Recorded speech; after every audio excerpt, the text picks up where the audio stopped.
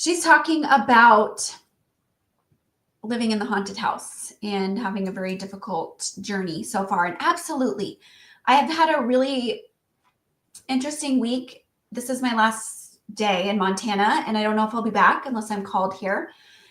Just thinking of all of the horrible traumas and difficulty that we've been through, or I've been through, particularly living here.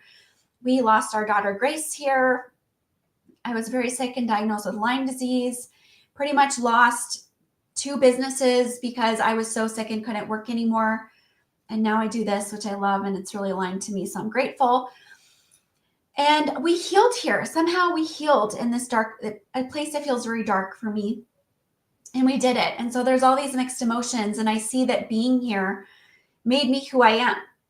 And if I didn't have these experiences and be born into this harsh, barren land controlled by dark patriarchy in the spiritual realm, I wouldn't be who I am today, and we wouldn't be where we're at with the ascension.